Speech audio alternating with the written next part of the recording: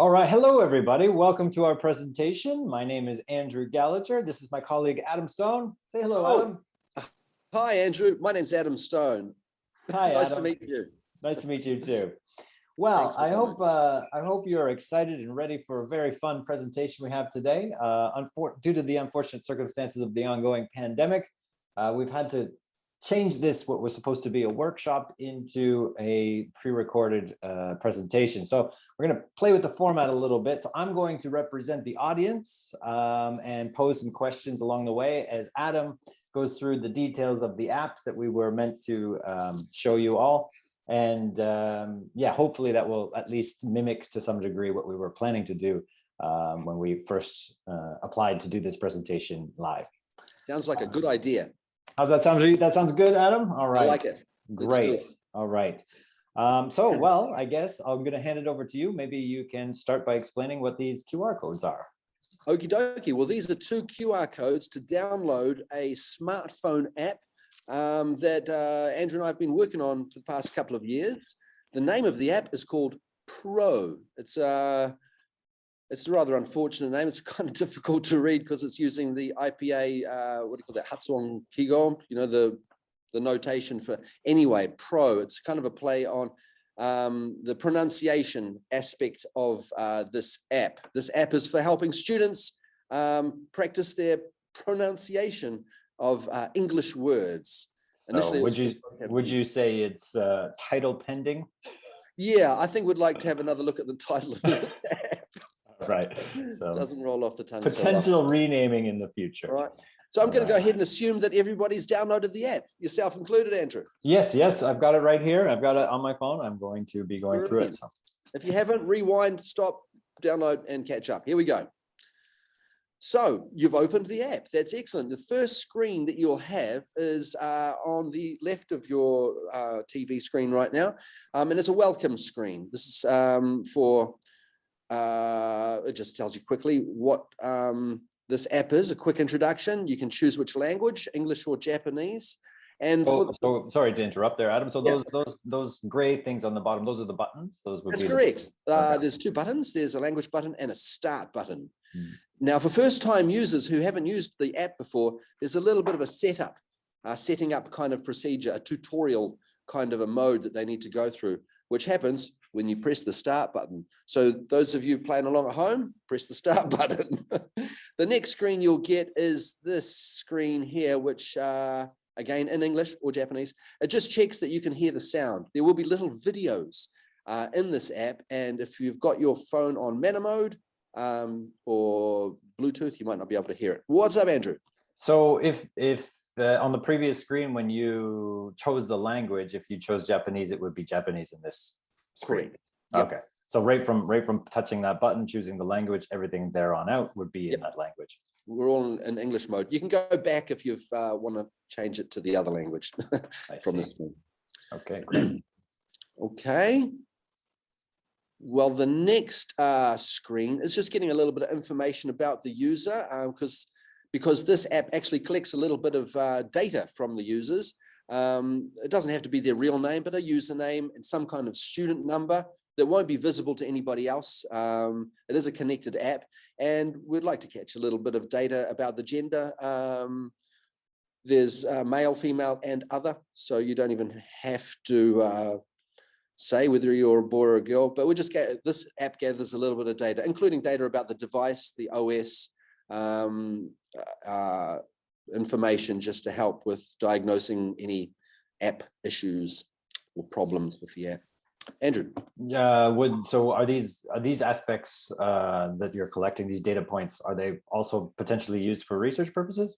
That's an excellent question. In fact, yes, I think this app actually serves two purposes. One, it's a tool for the kids to learn how to speak English, but it's also a tool for researchers to gather data about words that the kids like or know or don't know. And this information with this data about their username, and we use that to sort of collate the information so we can sort of separate the different strands of data. All right, sounds interesting. So the next screen encourages us to select a course, because this course comes with, I believe there's 4 courses, grade 1 and grade 2, semester 1 and semester 2. Each course has 150 words, and you need to choose which course which word list you want to study, because there's a lot of words. Go ahead. Okay, so could you tell us a little bit about the context in which this was originally designed for? Because maybe the words, where are they from and stuff like Right. that. Okay, good question. Here at Kyushu Sango Daigaku, our students have word lists prescribed to them in the back of their textbook, and over the course of one semester they have to learn 150 words. They have a dictionary, a university prescribed dictionary with the word lists and some activities at the back of the book. But the dictionary doesn't give any guidance on how to say the words or how the words actually sound. So we identified this as a bit of a weakness with the course prescribed resources, so we wanted to fill that void. Does that answer your question there? No, that makes perfect sense. So then this course manager would give you the opportunity to choose the word list specific to the year of the student and the semester of their study. That's right. Okay. So in the classroom, I excuse me, I guide the students, and I say, you want grade 1, semester 1, you want a course that ends with Y1, S1. It's got that in the title. So once they've found their course, the app actually comes with 2 pre-installed courses just to get you going. But as I said, there are many versions of each of the 4 courses, and these videos are big, so it makes the app very heavy. So you need to download a course. So, yep, let's download a course, shall we? So this slide here shows the pre-installed courses. These are the... Correct. You've just pressed the select button to get to this page. And as you can see, there are 2 pre-installed courses there. So if you're in semester 1 of grade 1 or 2, then you're ready to go. Just click either Andrew's course or my course. And once you've clicked that, you're ready to go. But if you're in the second semester or you can't see your course there, another speaker, you might want to press the download button on the previous screen. Okay, and if you do, right, you can see a whole lot of courses. That's a scrolling drop down there. And there are actually 6 different speakers, 3 guys and 3 gals from 3 different continents. The Australasians, myself included, Australia and New Zealand, the Americas, Canada and New York of America, and 2 British speakers. So we're covering a range of speakers saying the words differently. So like I said, you can do the math, 150 times 4 times 6 speakers, that's 3,600 videos. That's a lot of very short videos. Have you downloaded one yet, Andrew? Not yet. Why the inclusion of male, female, and different accents? Well, obviously these males and females, well, different countries say words differently, but perhaps the users may have a preference on listening to these words. Again, the app will send data about which courses, which speakers the users prefer, and perhaps that can shed some light on some research. As I said, it's a research tool. Interesting. Okay, thank you very much. What is this one? This is the download course. Oh, yes, there is also, if you've downloaded too many courses, you can, of course, delete them all too. There is a handy little button on the previous screen that will show you the size of the app, which is handy. And if you keep an eye on that, you may notice that it gets quite big quite quickly. So you can download or erase courses as you progress through whatever your course of study is, or if you go off the map and your course you want to try with different speakers or whatever, you can do that. Yeah, or at if your your leisure. full. Yeah. I gotcha. Okay. Okay, so we're nearly there, guys. We've given them details about ourselves. We've chosen a course. Now, each course is divided into 10 lists. The screen you're looking at now is the second semester. So it starts with the second batch of 10 lists from list 11 to list 20. Basically, weekly, I set this as weekly homework. We could start with list 11 would be a great place to start. Anyway, you've got to choose a list. And once you've selected that, Let's select that. There's 15 words in each of the 10 lists. Let's press that button. Beep.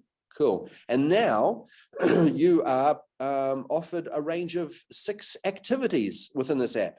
Go ahead, Andrew. Let me just go back a second here. So which button are we pressing when? Any button that you want to, if we're starting at the beginning, week 1, let's study list 11. Okay, so the list button, whatever list you press, will bring up this screen with the choices, right? That's right. And once you've chosen that's exactly what's happening on my phone right now. Excellent. Also, once you've selected an activity, that's now the default. So every time you go into, I don't know if that's a good idea or not, but I'm still thinking about that. But anyway, now you've got a default activity associated. Every time you go into any list, that'll be your default activity.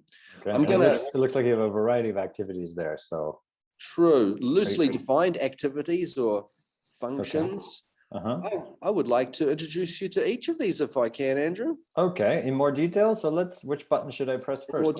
Should we start at the top? English buttons. Okay, pressing it. Press, there we go. Very simply, you press an English button to hear how the word is said. And if you don't know what the word means, it is accompanied with a little caption. Very simple. Very simple. It doesn't give you any information about the word type, like nouns or verbs. It's just the word, how it's said, so you can watch the mouth moving, how it sounds, and what it is in Japanese. So simple little association. We can see a couple happening here, I think. Right there, yeah, before your eyes. Is that your lovely mouth there? I believe it is. Oh, that's beautiful. You look beautiful. Oh, as you can also see underneath my beautiful mouth there, it actually says Y1S1. So this is from semester 1 of the grade 1, list 1. I know you probably pressed list 11, but these screen caps are a little bit different, but it looks the same. But it tells you information about what course you're in. Okay, so that's the English button mode, right? English buttons. You can okay, so if I were to go back and then go to the next one, which would be the Japanese button mode. Here we go, Japanese buttons. You guessed it, very similar. Just swap the buttons around. So press a Japanese word. How do I say imi in English? And it'll tell you what is it? Imi is meaning, isn't it? And it'll be accompanied with the English subtitle. So these aren't games at all. They're just a pure resource. So they can, and again, every time you press a button, it sends the name of that word to a Google form and information about what list it's in and the username, obviously. So we can see which words are popular. And the frequency of presses, like how often they're studying that word, which might be an indication of difficulty, maybe. That's right. Every time it's pressed, it sends a little timestamp. So you can see, oh, he pressed it once a day or every 3 seconds or... And there may be a variety of reasons they press it. It might be just a funny sounding word. So it sounds like there's a lot of opportunity for future research into this. I think so too. I think so too. There are, I realize there are a few biases, I guess. I believe on this screen, the words are always in the same order. So if you read from top left to bottom right, perhaps the top left button is going to be pressed a little bit more. So perhaps it'd be better if they were randomized, for example, true. These are issues that could be potentially addressed in later versions of the app? Yep, most definitely. Okay, well, great. But at least we've provided the kids with a resource on how to say the words. Right, which was, I believe you said, was the original purpose of the app? That was the original purpose of this app. All right. And having all of this data at our fingertips, these videos and stuff like that, we realize potential for other activities and learning games. Shall we have a look at the next one, Andrew? Sure. So if you went back to the home screen, the third one would be the word search. There we go. It can't be found. Let's type a word in there. This isn't so much a game or an activity, but sometimes, where is that word? It's good to know. Press the space bar, perhaps, I think. I think that's a video. Doesn't matter.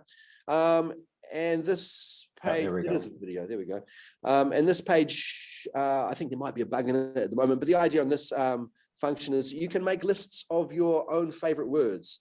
So then you can go back and check your own favorite word lists, which is good. You know, user-generated content is always good. So you can like create your own database essentially of. Essentially, yeah, and yeah. And also, I'd like to have a function that gives that is generated by the difficult words and some of the activities, the games that I'd like to introduce you to coming right up, or the word tests, for example. Shall we move on to the next page, Mr. Sure, Gallacher? let's do that. The next function is the Karuta Game. This is a very popular game. So those of you familiar with Japanese culture might have heard of the game Karuta. Not exactly Karuta, but based on that. The video will say a word in English, and that word can be hidden. You can see the word association. Press the play button there, Andrew. Okay. Or sorry, just start. There you go. So you can see hint. You can hide that word if you want to, completely optional. Basically, you just have to press the Japanese meaning of the word that's been said. And if you get it right, then the game will progress to the next word. If you get it wrong, you get a little time penalty. And you can see the top left, your score is rapidly diminishing. So it's a time-based game. Once you've selected all the words, you'll get your score page. And I actually set this as homework for my kids, and they will screenshot this screen so I can see their name. This is little Jimi Hendrix, got a score of 168. They just simply screenshot that and upload it to the Moodle. At this stage, it's just, have they done it or not? I'm not grading it on their scores or anything like that. But again, those scores, that data is all uploaded to a database somewhere, so I can check that if I wanted to. Cool. What's the next game? Let's have a look, shall we? Oh, it's still Karuta. Still Karuta. Yeah, I think you covered all of this, right? So we'll skip this one. We're going on to the next game here. Yeah. Oh, still Karuta. Oh, the final scores. Oh, yes. I just talked about that, so we can probably move on from there. Okay. Okay, and you also keeps a collection of all your scores for each individual list.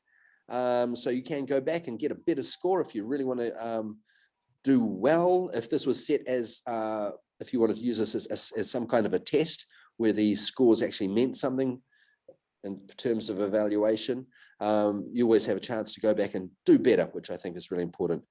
And what is pretty cool is it has a connected leaderboard. You can see here the best, first, highest points are awarded to Kota Tsuruda, whoever that is out there. This is connected so they can see all other people's scores. Yes.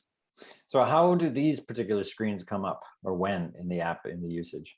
Well, on the main menu, when you open up the app, the first time you open up, you get start, you go through the tutorial, but after you've done the first setup, the next time you go in, there'll be a main menu. In fact, there is a home button floating around. It'll take you back there and you can access it from the main menu. And I believe it will also show you straight after the Karuta game too. The home button there, right? That's it. That's the one, yeah. Okay. So within the main menu, you can access these high scores and the leaderboard and whatnot. Correct. Okay, Correct. I see.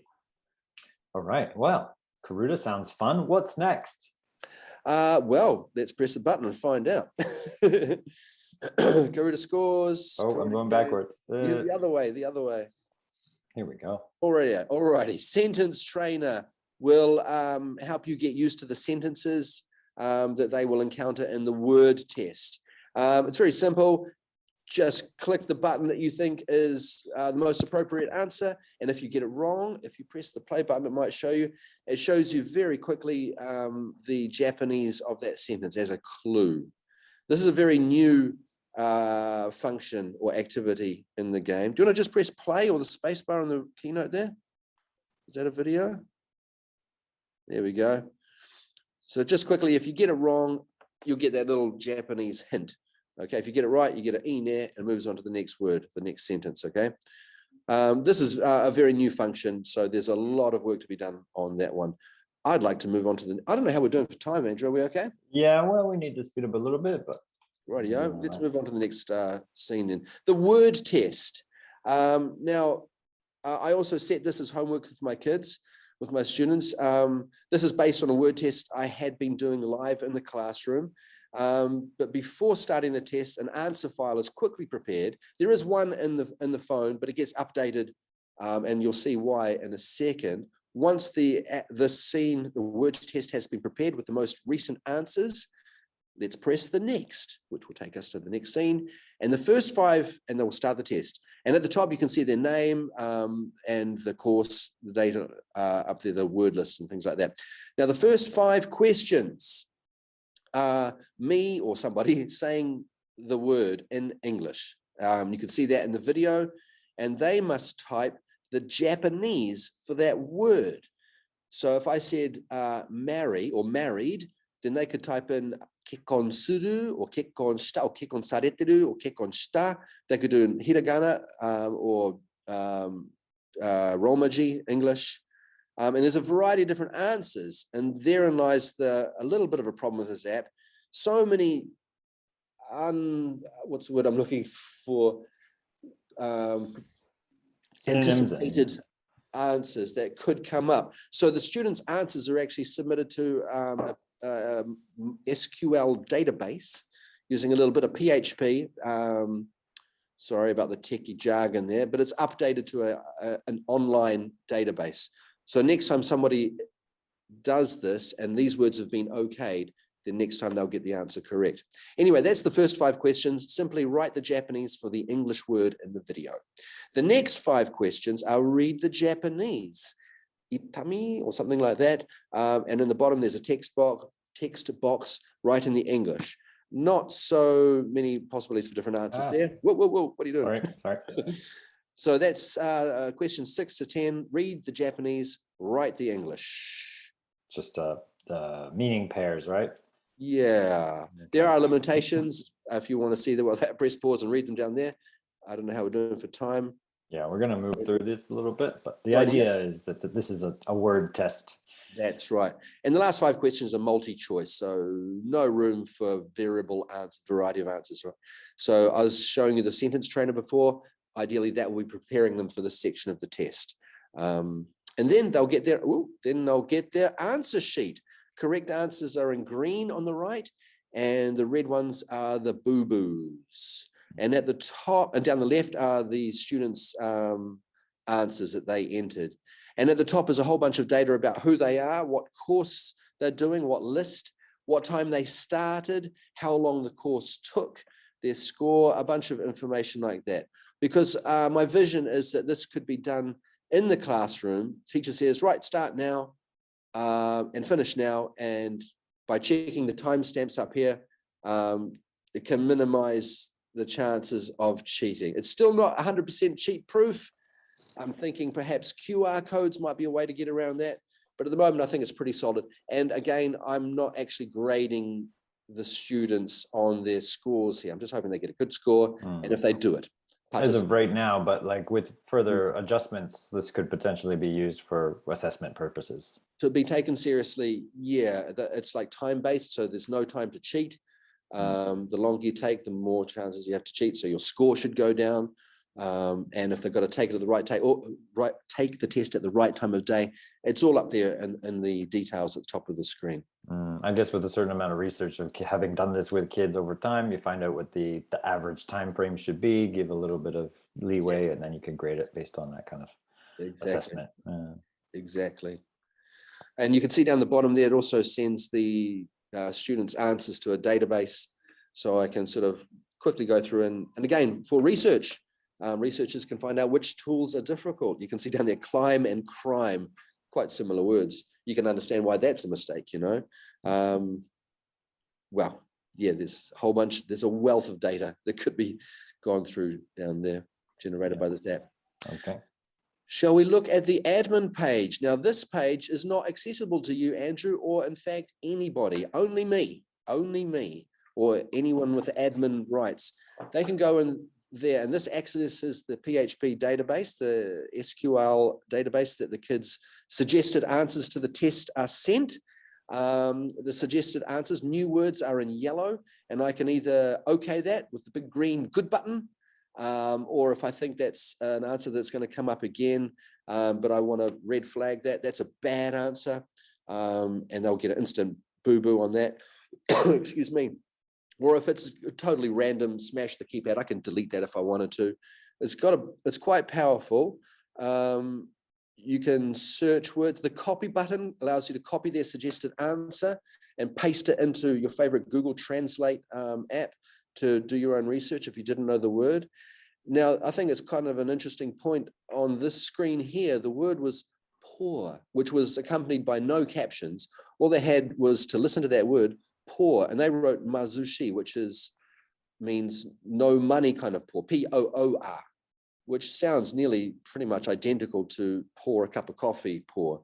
So I don't want to, I think they deserve a point for that, in my humble opinion.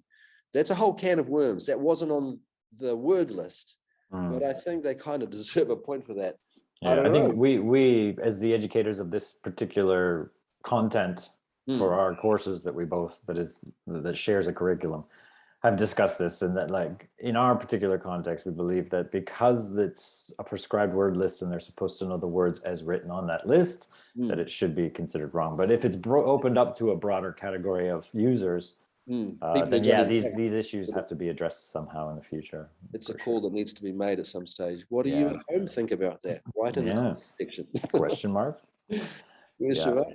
So I have a question here about this. So this what you're showing us here is this screen is unavailable to most users, to the regular users. But what this is basically the screen that allows the admin, which is you, to update that database of possible or incorrect answers. Yeah. Through comparison of input data by the students, right? Yeah. So I'm kind of outsourcing it to the students to create my corpus. My students are making a dictionary for me, which is very nice of them. Yeah, well, I've done some work with chatbots, and a lot of them operate the same way, right? So the possible answers to questions gets updated by the users' answers to questions. User generated comment, maybe. Yeah. I think that's our last scene. That is. Well, that sounds like a very wonderful application for my phone that you have created, Mr. Adam Stone.